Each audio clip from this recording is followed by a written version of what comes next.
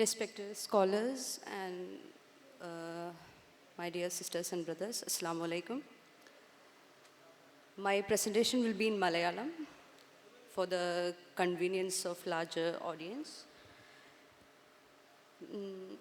ഞാൻ മലയാളത്തിലാണ് സംസാരിക്കുന്നത്. എൻ്റെ വിഷയം ഇസ്ലാമും കേരളത്തിലെ ലിംഗരാഷ്ട്രീയവും 9/11 ശേഷം. 9/11 ശേഷം ഇസ്ലാമുമായി ബന്ധപ്പെട്ട് ലോകമെമ്പാടും നടന്ന ചർച്ചകളിൽ ഏറ്റവും കൂടുതൽ പ്രതിപാദിക്കപ്പെട്ടത് മുസ്ലിം സ്ത്രീകളെ മുൻനിർത്തിയുള്ള വാദഗതികളാണ്. അതിൽ പ്രധാനമാണ് മുസ്ലിം സ്ത്രീ അടിച്ചമർത്തപ്പെട്ടവളും സ്വാതന്ത്ര്യം നിഷേധിക്കപ്പെട്ടവളും ആണ്, അതുപോലെ മുസ്ലിം ആൺകോയ്മയുടെ ഇരയുമാണ് എന്ന കാഴ്ചപ്പാടിൻ്റെ വ്യാപകമായ ഉൽപ്പാദനവും പ്രചാരണവും. അതിനെ സാധൂകരിക്കാൻ വേണ്ടി ലോകത്തിൻ്റെ വിവിധ ഭാഗത്തുള്ള മുസ്ലിം സമൂഹങ്ങളിൽ സ്ത്രീകൾക്ക് നേരെ നടക്കുന്ന ഗാർഹിക പീഡനങ്ങൾ, ശൈശവ വിവാഹം, വസ്ത്രധാരണാ രീതി, ദുരഭിമാനക്കൊല, വംശീയ വിദ്വേഷം, മറ്റു സാമൂഹിക രാഷ്ട്രീയ അവകാശ പ്രശ്നങ്ങൾ തുടങ്ങിയവയുടെ വിവരണങ്ങൾ ഉൾക്കൊള്ളുന്ന വാർത്തകൾ മുഖ്യധാരാ മാധ്യമങ്ങളിലൂടെ പ്രചരിപ്പിക്കപ്പെട്ടു. അതിൽ മുഖ്യ പങ്കുവഹിച്ചത് മുസ്ലിം സ്ത്രീകളുടെ അനുഭവ എഴുത്തുകളാണ്. അതൊരു പുതിയ സാഹിത്യ ശാഖയായി തന്നെ കേരളത്തിൽ വികസിച്ചു വന്നു. ഉദാഹരണത്തിന് നോർമ ഖൗരിയുടെ Forbidden Love, a harrowing story of love and revenge in Jordan, Azar നഫീസിയുടെ Reading Lolita in Tehran, Carmen ബില്ലാദൻ്റെ My Life in Saudi Arabia, Irshad മഞ്ജിയുടെ Trouble with Islam, Ayaan Irsi അലിയുടെ കേജ്ഡ് വിർജിനും ഇൻഫിദൽ എന്ന പുസ്തകവും. ഈ പുസ്തകങ്ങൾക്ക് കേരളത്തിൽ വൻ നിരൂപണ സ്വീകരണമാണ് ലഭിച്ചത്. കേരളത്തിൽ എത്തുന്നതിന് മുമ്പ് തന്നെ ലക്ഷക്കണക്കിന് കോപ്പികൾ വിറ്റഴിച്ചുകൊണ്ട് ഇവ ആഗോളതലത്തിൽ തന്നെ ബെസ്റ്റ് സെല്ലർ പട്ടികയിൽ ഇടം നേടിയിരുന്നു. അതിൻ്റെ പ്രതിഫലനമെന്നോണം കേരളത്തിലും ഇത്തരം പുസ്തകങ്ങളുടെ വിവർത്തനങ്ങൾ പ്രസിദ്ധീകരിക്കപ്പെടുകയുണ്ടായത്. പല പുസ്തകങ്ങളുടെയും നിരൂപണങ്ങൾ മുഖ്യധാര ആനുകാലികങ്ങളിൽ അച്ചടിച്ചു വരികയും ചെയ്തു. ഉദാഹരണമായി പ്രത്യക്ഷമായും ഇറാഖ്, അഫ്ഗാൻ അധിനിവേശ രാഷ്ട്രീയത്തെ പിന്തുണച്ച അസർ നഫീസിയുടെ പുസ്തകത്തെക്കുറിച്ച് മാധ്യമം ആഴ്ചപ്പതിപ്പിൽ അജയ് മാങ്ങാട്ടും, ഖദീജ മുംതാസ് മാതൃഭൂമി ആഴ്ചപ്പതിപ്പിൽ അയാൻ ഹിർസി അലിയുടെയും പുസ്തകത്തിൻ്റെ നിരൂപണങ്ങൾ എഴുതുകയുണ്ടായി. അസർ നഫീസിയുടെ Reading Lolita in Tehran, Asne സിയസ്റ്ററിൻ്റെ the Book Seller of Kabul, Ayaan Hirsi അലിയുടെ കേജ്ഡ് വിർജിൻ തുടങ്ങിയ പുസ്തകങ്ങളെ ലിറ്റററി സ്കോളറായ ഡോറ അഹമ്മദ് പൾപ്പ് ഫിക്ഷൻ എന്ന് വിശേഷിപ്പിക്കുന്നുണ്ട്. ഇവ ഇസ്ലാമിക ലോകത്തെ സ്ത്രീ വിവേചനവും പീഡനങ്ങളും നിറഞ്ഞ ഇടങ്ങളായി മാത്രം ചിത്രീകരിക്കുന്നു. ഈ പുസ്തകങ്ങൾ അവ പ്രതിനിധാനം ചെയ്യുന്ന സ്ഥലങ്ങളിലെ ജനങ്ങളുടെ വിവിധ യാഥാർത്ഥ്യങ്ങളെ പറ്റി തെറ്റിദ്ധാരണ ഉണ്ടാക്കുന്നുവെന്ന് ഡോറ അഹമ്മദ് പറയുന്നു. കേരളത്തിൽ ഇന്ന് അറിയപ്പെടുന്ന മുസ്ലിം സ്ത്രീ എഴുത്തുകാരിയായ ഖദീജ മുംതാസ് എങ്ങനെയാണ് ആഗോളതലത്തിലെ ഇസ്ലാമോഫോബിക് സാഹിത്യങ്ങൾ മലയാളിക്ക് പരിചയപ്പെടുത്തുന്നത് എന്നതാണ് ഈ ചെറിയ സമയത്ത് ഞാൻ വിശദീകരിക്കാൻ ശ്രമിക്കുന്നത്. മറ്റു ചില എഴുത്തുകാരും പറയുന്നതിനേക്കാൾ സ്വീകാര്യത ഖദീജ മുംതാസ് പറയുന്നതിന് ഉണ്ടെന്നതും അവരുടെ എഴുത്തിൻ്റെ മേഖലയുടെ രാഷ്ട്രീയവും എൻ്റെ തിരഞ്ഞെടുപ്പിനെ സ്വാധീനിച്ച ഘടകങ്ങളാണ്. യഥാർത്ഥത്തിൽ ആരാണ് മുസ്ലിമിൻ്റെ ശത്രു എന്ന പേരിൽ അയാൻ ഹിർസി അലിയുടെ ഇൻഫിദൽ എന്ന പുസ്തകത്തിൻ്റെ ഒരു നിരൂപണമാണ് അവർ നടത്തുന്നത്. 2010 ഏപ്രിൽ 11 മാതൃഭൂമി ആഴ്ചപ്പതിപ്പാണ് ഈ നിരൂപണ ലേഖനം പ്രസിദ്ധീകരിച്ചത്. ഇസ്ലാമിലെ സ്ത്രീ എന്ന പേരിലാണ് ഈ ചർച്ചയെ മാതൃഭൂമി ആഴ്ചപ്പതിപ്പ് തരംതിരിക്കുന്നത്. യൂറോപ്പിലും അമേരിക്കയിലെയും ഇസ്ലാമോഫോബിയ വ്യവസായികളുടെ ഇഷ്ടഭാജനമായ അയാൻ ഹിർസി അലി സൊമാലിയയിൽ 1969 ജനിക്കുന്നത്. 1992 അമേരിക്കൻ അധിനിവേശം നടന്ന ഉടനെ സൊമാലിയയിൽ നിന്ന് അവർ ഹോളണ്ടിലേക്ക് കുടിയേറി. 2003 വലതുപക്ഷ പാർട്ടിയായ People's Party for Freedom and ഡെമോക്രസിയെ പ്രതിനിധീകരിച്ചുകൊണ്ട് ഡച്ച് പാർലമെൻറ്റ് അംഗമായി. പക്ഷേ അവരുടെ ഡച്ച് പൗരത്വവുമായി ബന്ധപ്പെട്ടുണ്ടായ വിവാദം അവരുടെ സ്ഥാനം ഒഴിയലിന് കാരണമായി. അതായത് സൊമാലിയയിൽ നിന്ന് കുടിയേറാൻ അവർ കണ്ടെത്തിയ ന്യായം പച്ചക്കള്ളമാണെന്ന് ഡച്ച് ഇമിഗ്രേഷൻ വിഭാഗം കണ്ടെത്തുകയും അവരുടെ പൗരത്വം റദ്ദ് ചെയ്യുകയും ആണുണ്ടായത്. ഇപ്പോൾ 47 വയസ്സുള്ളവർ 2007 ന്യൂയോർക്ക് കേന്ദ്രീകരിച്ചുകൊണ്ട് സ്ത്രീ അവകാശങ്ങൾക്ക് വേണ്ടി പ്രവർത്തിക്കുന്ന AHA എന്ന സംഘടന രൂപീകരിച്ചിരുന്നു. 2013 അവർ അമേരിക്കൻ പൗരത്വവും നേടി. 3 പുസ്തകങ്ങളാണ് അവർ പ്രസിദ്ധീകരിച്ചിട്ടുള്ളത്. 2004 അവരുടെ ആദ്യ പുസ്തകമായ ദ കേജ്ഡ് വിർജിൻ ഡച്ചിൽ പ്രസിദ്ധീകരിക്കുകയും 2006 ഇംഗ്ലീഷിൽ വിവർത്തനം ചെയ്യപ്പെടുകയും ചെയ്തു. 2006 പ്രസിദ്ധീകരിക്കുകയും പിന്നീട് 2007 ഇംഗ്ലീഷിലേക്ക് വിവർത്തനം ചെയ്ത രണ്ടാമത്തെ പുസ്തകമായ ഇൻഫിദൽ മൈ ലൈഫ് ആണ് ഞാനിവിടെ ചർച്ചയ്ക്ക് വിധേയമാക്കുന്നത്. 2010 പുറത്തിറങ്ങിയ നൊമാദ് ഫ്രം ഇസ്ലാം ടു അമേരിക്കയാണ് അവരുടെ അവസാനത്തെ പുസ്തകം. പ്രധാനമായും 4 വാദങ്ങളാണ് ഖദീജ മുംതാസ് തൻ്റെ നിരൂപണക്കുറിപ്പിൽ എടുത്തു പറയുന്നത്. 1, സൊമാലിയയിലെ മുസ്ലിം ഗോത്ര സമൂഹങ്ങളിലെ സ്ത്രീകൾ അടിച്ചമർത്തപ്പെട്ടവരും ചേലാകർമ്മം പോലുള്ള സ്ത്രീ വിരുദ്ധമായ കാര്യങ്ങൾക്ക് വിധേയമാകുന്നവരും മുസ്ലിം ആൺകോയ്മയുടെ ഇരകളും ആണ് എന്നതാണ് ഖദീജ മുംതാസിൻ്റെ ഒന്നാമത്തെ വാദം. അവർ ഇങ്ങനെ പറയുന്നു: സൊമാലിയൻ സ്ത്രീകൾ പാരമ്പര്യബോധത്തോടെ പുരുഷന്മാർക്ക് വിധേയരായി സ്വപ്നങ്ങളില്ലാതെ ആഫ്രിക്കൻ മരുഭൂമിക്ക് സമാനമായ മനസ്സോടെ ഒതുങ്ങിക്കഴിഞ്ഞുകൂടി. ഒരു സ്ത്രീ തനിച്ചായാൽ അവൾ വെയിലത്തിട്ട ഒരു കഷ്ണം ആട്ടിൻ കൊഴുപ്പ് പോലെ ഉറുമ്പുകളാൽ ആക്രമിക്കപ്പെട്ടും ഉരുകിത്തീർന്നും അപ്രത്യക്ഷമായി പോകുന്ന ഒന്നാണെന്ന ഉപദേശങ്ങൾ കേട്ട് വളർന്നവർ. 5 or 6 വയസ്സാകുമ്പോഴേക്കും സ്ത്രീ ചേലാകർമ്മത്തിനു വിധേയരായി വളർന്നവർ. തുടകൾക്കിടയിൽ കൈപ്പത്തി പോലെ പരന്ന മുറിവുണങ്ങിയ കട്ടിപ്പാടയാൽ വിവാഹം വരെ സുരക്ഷിതരായി അടച്ചു മൂടപ്പെട്ടവർ, അതിൽ അഭിമാനം കൊള്ളുന്നവർ. അവരുടെ രണ്ടാമത്തെ വാദം, ഖുർആനിലെയും ഹദീസിലെയും സ്ത്രീ വിവേചനപരമായ സൂക്തങ്ങളും വിവരണങ്ങളുമാണ് അയാൻ ഹിർസി അലിയെ ഒരു മതനിഷേധിയാക്കുന്നതിന് കാരണമായി എന്നതാണ് മറ്റൊരു ഘടകം. അതിങ്ങനെ വായിക്കാം: ശുദ്ധ മുസ്ലിമാകാൻ വെമ്പൽ കൊണ്ട് കൂടുതൽ കട്ടികൂടിയതും പരുക്കനുമായ പർദ്ദകളിലേക്ക് കൂടുമാറി ഖുർആൻ ക്ലാസുകളിലും മതചർച്ചകളിലും ജിജ്ഞാസാപൂർവം പങ്കെടുത്ത ഒരു കൗമാര യൗവന കാലമുണ്ടായിരുന്നു അയാൻ ഹിർസിക്ക്. മുസ്ലിം നവജാഗരണത്തിൻ്റെ ഈ പുതുയുഗത്തിൽ ഒട്ടുമിക്ക മുസ്ലിം സ്ത്രീകളും ഒരിക്കലല്ലെങ്കിൽ മറ്റൊരിക്കൽ ഈ ദശാസന്ധിയിലൂടെ താൽക്കാലികമായെങ്കിലും കടന്നു പോകുന്നുണ്ടെന്നുറപ്പ്. എപ്പോഴത്തെയും പോലെ അയാൻ്റെയും നിഷ്കളങ്കമായ സംശയങ്ങൾ അവഗണിക്കപ്പെടുകയോ ബാലിഷ്യമെന്ന് പരിഹസിക്കപ്പെടുകയോ ചെയ്തു. തന്നെ വേട്ടയാടിയ ചോദ്യങ്ങൾക്കൊടുവിൽ അയാൻ ഒരു ദൈവനിഷേധിയാവുകയാണ്. ഇനി അവരുടെ മൂന്നാമത്തെ വാദം, ഇംഗ്ലീഷ് നോവലുകളുടെ സ്വാധീനമാണ് ഹിർസി അലിക്ക് പുതിയ ഒരു വ്യക്തി കേന്ദ്രീകൃതമായ ലോകം തുറന്നു കൊടുത്തത്. ഖദീജ മുംതാസ് എഴുതുന്നു: സ്കൂളുകളിലെ കൂട്ടുകാരികളിൽ നിന്ന് രഹസ്യമായി വായിക്കാൻ ലഭിക്കുമായിരുന്ന ഇംഗ്ലീഷ് നോവലുകളാണ് അയാനെ ഇങ്ങനെയൊരു ലോകമുണ്ടെന്നും സ്ത്രീ പുരുഷ ബന്ധങ്ങളിൽ പ്രണയമെന്നൊരു വികാരമുണ്ടെന്നും സ്വയം ഒരു വ്യക്തിയായിരിക്കുന്നതിലും വ്യക്തിഗത ആഗ്രഹങ്ങളും അതിൻ്റെ സഫലീകരണങ്ങളും നിവർത്തിക്കുന്നതിലും തെറ്റില്ലെന്നുമൊക്കെയുള്ള ഉണർത്തലുകളിലേക്ക് എത്തിക്കുന്നത്. ആയിടെ പടർന്നു പിടിച്ച മുസ്ലിം ബ്രദർഹുഡിൻ്റെ ആശയങ്ങൾക്ക് തീർത്തും വിരുദ്ധമായിരുന്നു അത്. അവിടെ മനുഷ്യർ, പ്രത്യേകിച്ച് സ്ത്രീ, ഒരു വ്യക്തിയെയല്ല, വ്യക്തിഗത ആഗ്രഹങ്ങൾക്കല്ല, അള്ളാഹുവിൻ്റെ ആജ്ഞകൾ അനുസരിച്ചുള്ള വ്യവസ്ഥാപിത ജീവിതത്തിന് അവിടെ സ്ഥാനമുള്ളൂ. നാലാമത്തെ വാദം, അയാൻ ഹിർസി അലിയുടെ മതനിഷേധത്തിൻ്റെ മറ്റൊരു കാരണം ഇസ്ലാമിലെ പർദ്ദ എന്നായിരുന്നു. അവർ എഴുതി: ഹോളണ്ടിലെ റെഫ്യൂജി ക്യാമ്പിൽ വെച്ചാണ് താൻ പർദ്ദയും തട്ടവുമില്ലാതെ നടന്നാലും അത് അന്യപുരുഷന്മാരിൽ യാതൊരു ചലനവും ഉണ്ടാക്കില്ലെന്ന അത്ഭുതം അയാൻ തിരിച്ചറിയുന്നത്. സ്ത്രീ ശരീരത്തിലെ ഓരോ അവയവവും ഓരോ അളവും തിരിവും പുരുഷനിൽ കാമോദ്ദീപനം ഉണ്ടാക്കുമെന്നും അത് അപകടങ്ങൾക്കും ആക്രമണങ്ങൾക്കും തത്പ്രതി സമൂഹത്തിൻ്റെ ഭദ്രമായ നിലനിൽപ്പിനും വിനാശകരമാകുമെന്നുള്ള തൻ്റെ ബോധ്യങ്ങൾ ബാലിശമാണെന്ന് അവൾ തിരിച്ചറിയുകയാണ്. മറച്ചുവെക്കപ്പെട്ട ശരീരഭാഗങ്ങളാണ് പുരുഷനിൽ ആകാംക്ഷയും ആസക്തിയും ഉണ്ടാക്കുക എന്ന് അവർ എഴുതി. ഇവിടെ ഞാൻ ആലോചിക്കുന്നത് ഈ വാദങ്ങളുടെ ഒരു ഖണ്ഡനമല്ല, ഈ വിഷയത്തിൽ പുറത്തിറങ്ങിയ മറ്റു പഠനങ്ങൾ പരിശോധിക്കാനും മറ്റു ചില വായനയുടെ സാധ്യതകൾ അയാൻ ഹിർസി അലിയെ പോലുള്ളവരുടെ പുസ്തകങ്ങളെക്കുറിച്ച് സാധ്യമാക്കാനുമാണ്. ഇന്ന് ഇത്തരം വാദങ്ങൾ നിറഞ്ഞ നിരവധി പുസ്തകങ്ങൾ ലോകമെമ്പാടുമുള്ള വിപണികളിൽ ലഭ്യമാണ്. മുസ്ലിം സ്ത്രീകളുടെ അനുഭവങ്ങളായോ ജീവിത കഥകളായോ നോവലുകളായോ ആണ് ഇവ മാർക്കറ്റുകളിൽ എത്തുന്നത്. ഈ പുസ്തകങ്ങളുടെ ഉള്ളടക്കത്തെയും മുസ്ലിം സ്ത്രീയുടെ പേരിൽ നടക്കുന്ന മനുഷ്യാവകാശ ക്യാമ്പയിനുകളെയും വിമർശനാത്മകമായി വിശകലനം ചെയ്യുന്നതാണ് ലൈല അബൂലുഗുദിൻ്റെ Do Muslim Women Need Saving എന്ന പുസ്തകം. 2013 നവംബറിലാണ് പുസ്തകം പുറത്തിറങ്ങിയത്. മുസ്ലിം സ്ത്രീയെക്കുറിച്ച പാശ്ചാത്യൻ പ്രതിനിധാനങ്ങൾക്ക് ഒരു നീണ്ട ചരിത്രമുണ്ടെന്ന് ലുഗോത്ത് എഴുതുന്നു. അത് ഓറിയന്റലിസവും കൊളോണിയലിസവുമായി ബന്ധപ്പെട്ട് കിടക്കുന്നതാണ്.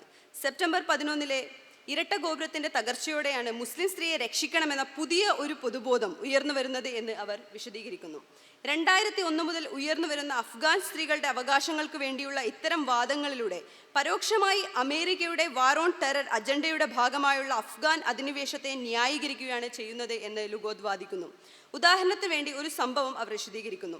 2001 നവംബർ 17 അന്നത്തെ അമേരിക്കൻ പ്രഥമ വനിതയായ ലോറ ബുഷ് രാജ്യത്തെ അഭിസംബോധന ചെയ്ത് നടത്തിയ റേഡിയോ സംഭാഷണത്തിൽ അഫ്ഗാൻ സ്ത്രീകളെ രക്ഷിക്കാൻ വേണ്ടിയുള്ളതാണ് അമേരിക്കയുടെ യുദ്ധം എന്ന് അവർ പ്രഖ്യാപിച്ചു. ഈ ഒരു രാഷ്ട്രീയത്തിന് പല സാഹചര്യങ്ങളുണ്ടെന്ന് ലുഗോത്ത് പറയുന്നു. 1990കളോടെ സ്ത്രീകളുടെ അവകാശങ്ങളെ മനുഷ്യാവകാശങ്ങളായി താരതമ്യപ്പെടുത്തിയുള്ള ക്യാമ്പയിനുകൾക്ക് വിവിധ മതേതര ഉദാരവാദ സ്ത്രീ സംഘടനകൾ തുടക്കമിട്ടു. ഇതിൻ്റെ ഭാഗമായി ഗവൺമെൻറ് ഇതര സംഘടനകൾ NGO എന്ന് വിളിക്കുന്ന സ്ത്രീ ശാക്തീകരണം ലക്ഷ്യം വിട്ട് പ്രവർത്തിച്ചു തുടങ്ങി. അങ്ങനെ ലോകത്തിൻ്റെ വിവിധ ഭാഗങ്ങളിലുള്ള സ്ത്രീകൾക്ക് വേണ്ടി പാശ്ചാത്യ സ്ത്രീവാദികൾ രംഗത്ത് വന്നു. ഇതിലൂടെ ഗ്ലോബൽ സിസ്റ്റർഹുഡ് അഥവാ ലോകമെമ്പാടുമുള്ള സ്ത്രീകൾ ആൺകോയ്മയ്ക്കെതിരെ ഒറ്റക്കെട്ടായി പ്രതികരിക്കണം എന്ന ആശയം അവർ മുന്നോട്ട് വെച്ചു. ഇവർ ദേശം, രാഷ്ട്രം, വർഗം, വംശം, മതം, ജാതി തുടങ്ങിയ വ്യത്യസ്തതകളെ നിരാകരിച്ചുകൊണ്ട് ലിംഗസമത്വത്തിന് വേണ്ടി വാദിച്ചു. നിരവധി കറുത്ത സ്ത്രീവാദികളും ഇസ്ലാമിക സ്ത്രീവാദികളും ഈ കാഴ്ചപ്പാടിനെ പ്രശ്നവൽക്കരിച്ചിട്ടുണ്ട്. ഇത് മുസ്ലിം സ്ത്രീകളുടെ ദേശീയ പ്രാദേശിക തലങ്ങളിലുള്ള ചർച്ചകൾ ആഗോളതലത്തിൽ തെറ്റായി വ്യാഖ്യാനിക്കാൻ കാരണമാകുന്നു എന്ന് ലുഗോദ് ചൂണ്ടിക്കാട്ടുന്നു. ഉദാഹരണത്തിന് ബംഗ്ലാദേശിൽ സ്ത്രീകൾക്ക് നേരെ നടക്കുന്ന ആസിഡ് ആക്രമണത്തെക്കുറിച്ചുള്ള പഠനം ലുഗോദ് വിശകലനം ചെയ്യുന്നുണ്ട്. ആസിഡ് ആക്രമണത്തിനു എതിരെ നിരവധി ബംഗ്ലാദേശി സ്ത്രീ സംഘടനകൾ കുറേ നാളുകളായി പ്രവർത്തിച്ചു വരുന്നുണ്ട്. പലപ്പോഴും ഇസ്ലാമിക മൂല്യങ്ങളല്ല, നേരെ തിരിച്ച് ലൈംഗിക താല്പര്യങ്ങളെ നിരസിക്കുന്നതോ ഭൂമിയുടെ അവകാശ തർക്കങ്ങളെ ആണ് ഇത്തരം ആക്രമണങ്ങൾക്ക് കാരണമാണ് എന്ന് ബംഗ്ലാദേശി എഴുത്തുകാരിയായ എലോറ ചൗധരി വിവരിക്കുന്നു. ഇതിനെതിരെയുള്ള പ്രാദേശിക ക്യാമ്പയിനുകൾക്ക് ആഗോളതലത്തിലും സ്വീകാര്യത ലഭിച്ചിരുന്നു. പിന്നീട് ഇതിനെക്കുറിച്ചുള്ള ഒരു അമേരിക്കൻ TV ഡോക്യുമെൻ്ററി പുറത്തിറങ്ങി. ആഗോള മനുഷ്യാവകാശ സംഘടനയായ ആംനസ്റ്റി ഇൻ്റർനാഷണൽ ഈ ഡോക്യുമെൻ്ററിക്ക് അവാർഡ് നൽകുകയും ചെയ്തു. ഇതിലൂടെ അടിച്ചമർത്തപ്പെട്ട മുസ്ലിം സ്ത്രീകൾക്ക് പുതുജീവിതം നൽകിയത് എൻലൈറ്റൻഡ് വെസ്റ്റ് ആണെന്ന് പ്രചരിപ്പിക്കപ്പെട്ടു. ഇത് പ്രശ്നത്തെ കുറച്ചുകാട്ടിയെന്ന് ചൗധരി വിമർശിക്കുന്നു. ചില അന്തർദേശീയ സഹായ സംഘടനകൾ ക്രിസ്ത്യൻ മതം സ്വീകരിക്കണമെന്ന നിബന്ധനയോടെയാണ് പ്രവർത്തിക്കുന്നതെന്നും ഈ കാര്യങ്ങളൊന്നും മാധ്യമങ്ങളിൽ ചർച്ച ചെയ്യപ്പെടാറില്ലെന്നും അവർ ആരോപിക്കുന്നു. പലപ്പോഴും ഒരു പ്രാദേശിക സാഹചര്യത്തിൽ മുസ്ലിം സ്ത്രീക്കെതിരെ നടക്കുന്ന ആക്രമണത്തിന് ബഹുവിധ സാഹചര്യങ്ങൾ ഉണ്ടെന്നാണ് ലുഗോദ് പറയുന്നത്. അതിൻ്റെ കാരണം ഇസ്ലാമിലേക്ക് മാത്രം എന്ന രീതിയിൽ ചുരുക്കുന്നതിന് അന്താരാഷ്ട്ര അധിനിവേശ രാഷ്ട്രീയത്തിന് നല്ല പങ്കുണ്ടെന്നും അവർ വാദിക്കുന്നു. അതോടൊപ്പം തന്നെ ലുഗോദ് ഹിജാബ് അല്ലെങ്കിൽ ബുർക്കയെക്കുറിച്ച് 9/11 ശേഷം വന്ന ധാരണകളെ പരിശോധിക്കുന്നുണ്ട്. 2011 ഏപ്രിൽ 13 മുസ്ലിം മീഡിയ വാച്ച് എന്ന വെബ്സൈറ്റിൽ ജർമ്മൻ മനുഷ്യാവകാശ ക്യാമ്പയിൻ്റെ ഭാഗമായി പ്രചരിപ്പിക്കപ്പെടുന്ന ഒരു പോസ്റ്റർ പ്രസിദ്ധീകരിച്ചു. ഒരു കിടങ്ങിൽ ചാരി നിരത്തി വച്ചിരിക്കുന്ന ട്രാഷ് ബാഗുകളാണ് ചിത്രത്തിലുള്ളത്. സൂക്ഷിച്ചു നോക്കിയാൽ നീല നിറമുള്ള പർദ്ദയുടെ ആകൃതിയിൽ അഫ്ഗാനിലെ മുസ്ലിം സ്ത്രീകളുടെ വസ്ത്രധാരണ രീതിയാണ് ഈ നീല നിറമുള്ള പർദ്ദ. നീല നിറമുള്ള പർദ്ദയുടെ ആകൃതിയിൽ ബാഗ് മൂടിയതായി മനസ്സിലാക്കാം. അടിച്ചമർത്തപ്പെട്ട സ്ത്രീകളെ പെട്ടെന്ന് തിരിച്ചറിയാം. അവരുടെ അവകാശങ്ങൾക്ക് വേണ്ടിയുള്ള പോരാട്ടത്തിന് വേണ്ടി ഞങ്ങളോടൊപ്പം സഹകരിക്കുന്നു എന്ന അടിക്കുറിപ്പും അതിൽ നൽകിയിട്ടുണ്ട്. അഫ്ഗാനിലെ സ്ത്രീകളുടെ മേൽ താലിബാൻ അടിച്ചേൽപ്പിച്ചതാണ് ഈ വസ്ത്രം എന്നും അവിടുത്തെ സ്ത്രീകളെ പർദ്ദയിൽ നിന്നും സ്വതന്ത്രമാക്കണമെന്നും ഇവർ വാദിക്കുന്നു. ഇങ്ങനെ മുസ്ലിം സ്ത്രീകളുടെ വസ്ത്രധാരണ രീതി ചൂണ്ടിക്കാട്ടി അവരുടെ കർത്തൃത്വത്തെ നിരാകരിക്കുന്നതിലെ യുക്തി പല സ്ത്രീ എഴുത്തുകാരും ചോദ്യം ചെയ്തിട്ടുണ്ട്. ഇവിടെ ലുഗോദ് 2 പ്രധാന കാര്യങ്ങൾ ചൂണ്ടിക്കാട്ടുന്നു. ഒന്ന്, ബുർക്ക എന്നത് താലിബാൻ കണ്ടുപിടിച്ച വസ്ത്രമല്ല. പണ്ട് മുതലേ പഷ്തൂൺ സ്ത്രീകൾ പുറത്തു പോകുമ്പോൾ ധരിക്കുന്ന വസ്ത്രമാണ്. ഇത് അപരിചിതരായ പുരുഷന്മാരുമായി ഇടപഴകുമ്പോൾ മറ എന്ന രീതിയിലാണ് കണക്കാക്കപ്പെടുന്നത്. രണ്ടാമത്തെ കാര്യം, ഒരു പ്രാദേശിക രീതിയിലുള്ള വസ്ത്രം മതപരമായി എല്ലാവരും ധരിക്കണമെന്ന് താലിബാൻ ആവശ്യപ്പെട്ടിരുന്നു. പക്ഷേ അതിനു മുമ്പും വ്യത്യസ്ത രീതിയിലുള്ള ബുർക്കകൾ ഇവിടുത്തെ സ്ത്രീകൾ ധരിച്ചിരുന്നു. ഇതിനെ ദൈവഭക്തി, കുലീനത എന്നിവയുമായാണ് സമൂഹം ബന്ധപ്പെടുത്തുന്നത്. ഇന്ന് ആധുനിക വിദ്യാഭ്യാസം നേടിയ നിരവധി മുസ്ലിം സ്ത്രീകളും ദൈവഭക്തിയുടെ ഭാഗമായി ഹിജാബ്, ബുർക്ക തുടങ്ങിയ വസ്ത്രധാരണ രീതി സ്വീകരിക്കുന്നവരാണ്. ലബനാനിലെ ഹിസ്ബുള്ളയുമായി ചേർന്ന് പ്രവർത്തിക്കുന്ന സ്ത്രീകൾ സ്വയം ഇസ്ലാമിക ആധുനിക മുന്നേറ്റങ്ങളുടെ ഭാഗമായി കാണുന്നതിനെ ലാറാദീവ് വിശേഷിപ്പിക്കുന്നത് എൻചാൻറ്റഡ് മോഡേൺ എന്നാണ്. ചില യൂറോപ്യൻ രാജ്യങ്ങളിൽ മുസ്ലിം സ്ത്രീകൾ നിയമം ലംഘിച്ചാണ് ഇങ്ങനെ വസ്ത്രം ധരിക്കുന്നത്. ലുഗോദ് ഇവിടെ പാശ്ചാത്യ മതേതര ഉദാരവാദ സ്ത്രീ സംഘടനകളുടെ ഇടപെടലുകൾ പ്രശ്നവൽക്കരിക്കുന്നു. ഇവർ മുസ്ലിം സ്ത്രീകളെ അടിച്ചമർത്തുന്ന ഇസ്ലാമിക സമൂഹത്തിൽ നിന്നും, ഇന്ത്യൻ സ്ത്രീകളെ സ്ത്രീധന പീഡനത്തിൽ നിന്നും, ആഫ്രിക്കൻ സ്ത്രീകളെ ലൈംഗിക അവയവം മുറിക്കുന്നതിൽ നിന്നും രക്ഷിക്കണമെന്ന് വാദിക്കുന്നു. പക്ഷേ ഇസ്രായേൽ അധിനിവേശത്തിനു കീഴിൽ ഫലസ്തീനിലെ സ്ത്രീകൾ അനുഭവിക്കുന്ന ദുരിതങ്ങളെക്കുറിച്ച് സംസാരിക്കുന്നില്ല. ഇതിനെ ലുഗോദ് സാംസ്കാരിക ആപേക്ഷികതാവാദമാണെന്ന് വിളിക്കുന്നു. അതായത് ഒരു പ്രദേശത്തെ മനസ്സിലാക്കേണ്ടത് അവിടുത്തെ സാമൂഹിക രാഷ്ട്രീയ ചരിത്ര പശ്ചാത്തലങ്ങളുമായി ബന്ധപ്പെട്ടാണ്. അതുകൊണ്ട് മതത്തെയും സംസ്കാരത്തെയും മാത്രം പ്രശ്നവൽക്കരിക്കുന്നത് ഗൗരവപരമായ സമീപനമല്ല എന്ന് ലുഗോദ് വിമർശിക്കുന്നു. എല്ലാവരും പടിഞ്ഞാറിൻ്റെ രീതി പിന്തുടരണം എന്ന് ശഠിക്കരുത്.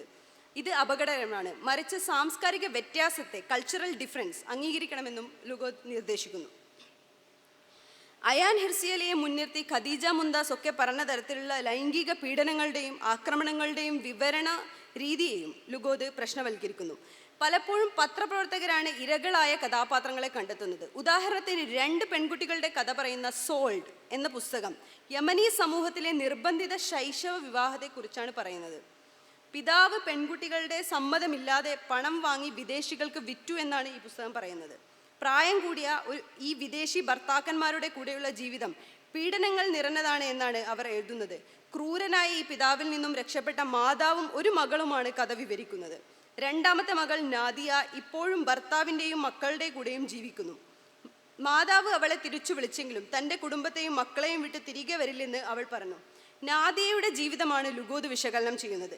നാദിയ പക്ഷേ വിവാദങ്ങൾക്ക് ശേഷവും അപരിചിതമായ ഇംഗ്ലണ്ടിലെ സ്വാതന്ത്ര്യത്തെയും താൻ ഭാഗമായ സമൂഹത്തെയാണ് തിരഞ്ഞെടുക്കുന്നത്.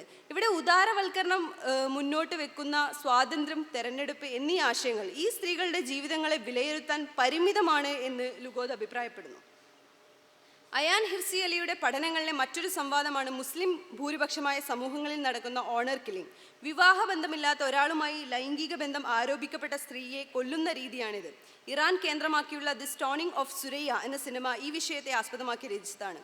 ഇത്തരം വിവരണങ്ങളിൽ പ്രധാനമായും 4 പ്രശ്നങ്ങളാണ് ലുഗോദ് കാണുന്നത്. 1, ഇത് ധാർമ്മികതയെ കുറച്ചുകാട്ടുന്നു. അതോടൊപ്പം ആദരവ് വലിയ മൂല്യമായി കാണുന്ന സമൂഹങ്ങളിലെ സ്ത്രീ പുരുഷ ബന്ധങ്ങളെ വളച്ചൊടിക്കുകയും ചെയ്യുന്നു. 2, ഇതിനെ ഒരൊറ്റ രീതിയിൽ വ്യാഖ്യാനിക്കുന്നത് നാഗരികതയുള്ള പടിഞ്ഞാറും മറ്റുള്ളവരും എന്ന ഓറിയന്റലിസ്റ്റ് ആശയം മുന്നോട്ട് വെക്കുന്നു. 3, ആധുനിക ഭരണകൂട സ്ഥാപനങ്ങളും നിയമങ്ങളും നടത്തുന്ന അതിക്രമങ്ങളെ പൂർണ്ണമായും ഇവ മായ്ച്ചു കളയുന്നു. 4, ഇത് സമൂഹത്തിൽ നിലനിൽക്കുന്ന സാമൂഹിക മാറ്റങ്ങളെയും രാഷ്ട്രീയ സംഘടനകളെയും കണ്ടില്ലെന്ന് നടിക്കുന്നു. മുസ്ലിം സ്ത്രീകളുടെ സ്വാതന്ത്ര്യം, അവകാശം, തെരഞ്ഞെടുപ്പ് തുടങ്ങിയവയെക്കുറിച്ച് വളരെ സൂക്ഷ്മമായി പഠിക്കണമെന്ന് ലുഗോദ് പറയുന്നു.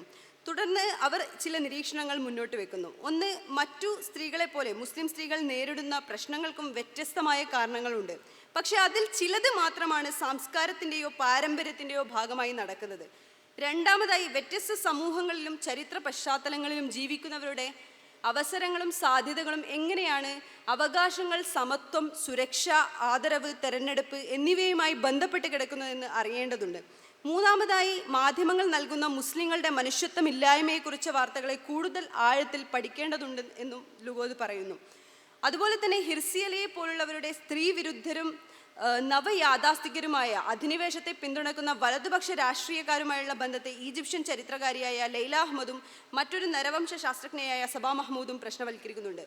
ഹോളണ്ടിലും അമേരിക്കയിലുമുള്ള സ്ത്രീപക്ഷ മുന്നേറ്റങ്ങളെ നിഷ്കരുണം എതിർക്കുകയും ഇല്ലാതാക്കാൻ ശ്രമിക്കുകയും ചെയ്യുന്ന, അതായത് സ്ത്രീകളുടെ വോട്ട് ചെയ്യാനുള്ള അവകാശത്തെ പോലും നിരാകരിക്കുന്നവരുമായാണ് അയാൻ ഹിർസി അലി വിവിധ പരിപാടികൾ സംഘടിപ്പിക്കുകയും സഹകരിക്കുകയും ചെയ്യുന്നതെന്ന് അവർ വിമർശിക്കുന്നു. ഇത് സ്ത്രീ അവകാശം എന്ന മറ ഉപയോഗിച്ചുകൊണ്ട് ഇസ്ലാമിനെ ആക്രമിക്കാൻ ശ്രമിക്കുന്ന അധിനിവേശ താല്പര്യത്തെ വ്യക്തമായി തുറന്നു കാട്ടുന്നുണ്ടെന്ന് അഹമ്മദും അതുപോലെ സബ മഹ്മൂദും വിലയിരുത്തുന്നു. കോളനിവൽക്കരണ കാലത്ത് കൊളോണിയൽ ഭരണകൂടം തങ്ങളുടെ അധിനിവേശത്തെ ന്യായീകരിക്കാൻ വേണ്ടി വിവിധ ഏഷ്യൻ ആഫ്രിക്കൻ രാജ്യങ്ങളിൽ സ്ത്രീകളെ അവരുടെ പുരുഷന്മാരുടെ അടിച്ചമർത്തലിൽ നിന്നും മോചിപ്പിക്കാൻ വേണ്ടിയാണ് എന്ന് പ്രചരിപ്പിച്ചിരുന്നു. അതേസമയം സ്വന്തം നാടുകളിലെ സ്ത്രീ വിമോചന പ്രസ്ഥാനങ്ങളെ അടിച്ചമർത്താൻ അവർ ആഹ്വാനം ചെയ്യുകയും ചെയ്തിരുന്നു.